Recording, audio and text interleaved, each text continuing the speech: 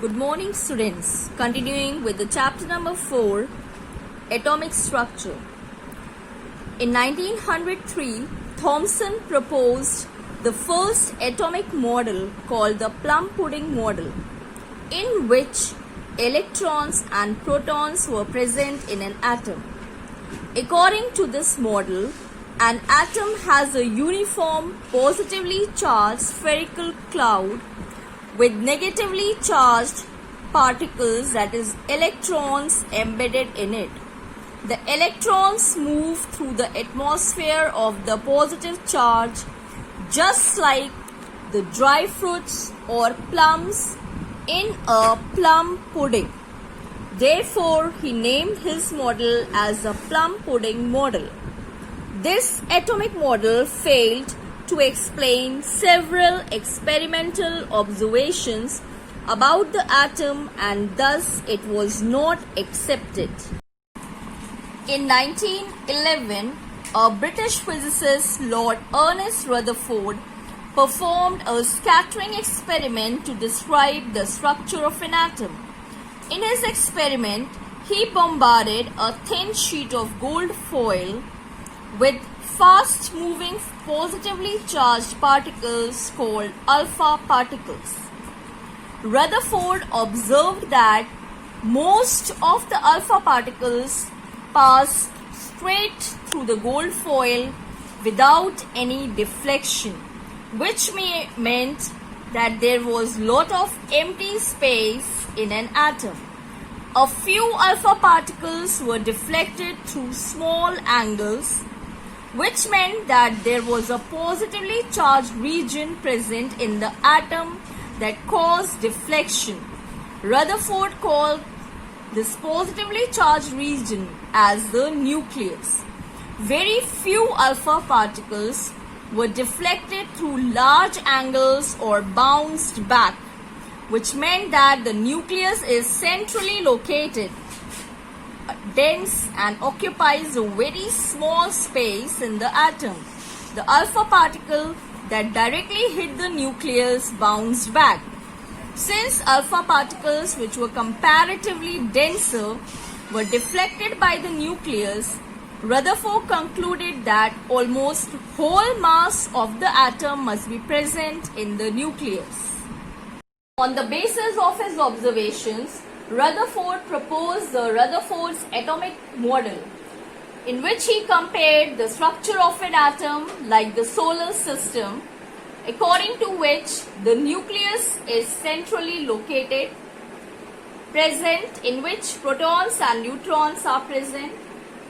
It is positively charged center of the atom. The entire mass of the atom is concentrated in the nucleus. The size of the nucleus is very small as compared to the size of the atom.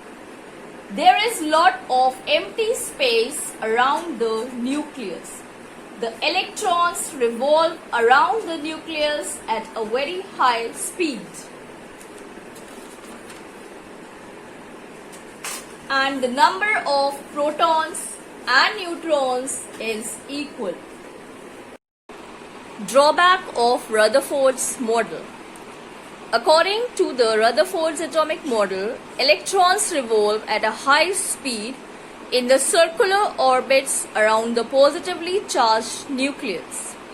But according to the electromagnetic theory, if the electrons move around the positively charged particles at a high speed, there would be a loss of energy, due to which the movement of electrons will be affected, and eventually the electrons would fall into the nucleus.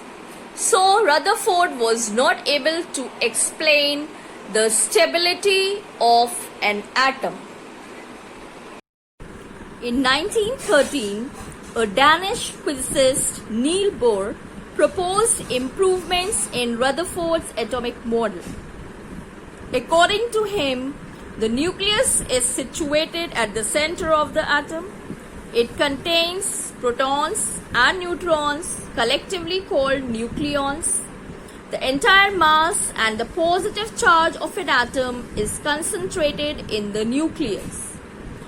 The electrons revolve around the nucleus in fixed circular paths called orbit or shells. Each orbit is associated with a fixed amount of energy, and thus these orbits are also known as energy levels. The shell nearest to the nucleus has minimum energy, and the shell farthest from the nucleus has maximum energy. The energy shells are represented in two ways, either by the numbers 1, 2, 3, 4 or by letters K, L, M, N, etc. The energy levels are counted from right next to the nucleus to the outer side. There is no change in the energy of electrons as long as they keep revolving in the same energy level. In this case, the inward force of attraction exerted by the nucleus is balanced by the outward force of attraction exerted by the electrons, which prevents the electrons from falling into the nucleus and makes the atom structurally stable. An electron can move to a higher or a lower energy level. When electron jumps from a lower level to a higher one, energy is absorbed. Similarly, when an electron jumps from a higher energy level to lower one, energy is released. Atomic number. It is the number of protons present in the atom of an element. It is denoted by Z. The atomic number is equal to number of protons, which is equal to the number of electrons present in an atom. Mass number. The sum of number of protons and the number of neutrons present in an atom of an element is called mass number. It is denoted by A. Representation of atomic number and mass number of an element. Any element is represented in this form. The mass number is written at the top of the element and the atomic number at the base. Example 12C6. So here 12 is the mass number and 6 is the atomic number. So if you get a symbol like this, you can give answers to many questions like you can tell the atomic number, you can tell the mass number, you can tell number of protons, electrons as well as number of neutrons. So here atomic number is 6, so number of protons is 6, number of electrons is 6, mass number is 12. So number of neutrons can be calculated by subtracting them. Mass number and atomic number 12 minus 6 is equal to 6. Electronic configuration. The arrangement of the electrons in the shells around the nucleus is called the electronic configuration. The electronic configuration is done by using the Bohr and Bury scheme of electronic configuration. They both are two scientists who proposed this scheme of electronic configuration, according to which the electrons are filled in the orbits using the formula 2n square, where n is the number of orbit. So if n is 1, that is for the first shell, the number of electrons which can be filled in the shell is 2. If n is 2, that means for the second shell, the maximum number of electrons can be 8. For the third shell, it can be 18 electrons and so on.